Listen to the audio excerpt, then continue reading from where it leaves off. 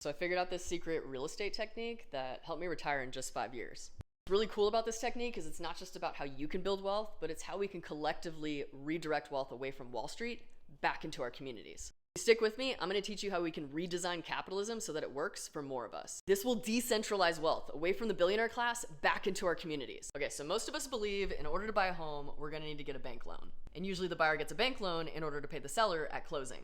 Let me show you what I mean. So let's say the house is worth $500,000. So the bank gives the seller $500,000. What does the buyer give to the bank? More than double, over $1 million. It's a bank interest. Over time, our communities start to look like this. Everybody's giving the bank double.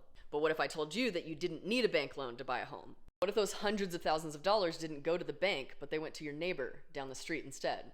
Well, you can. Seller financing is when a home buyer pays a seller directly, no bank, no middleman. As long as the seller has equity in their property, then they can lend that equity to you directly.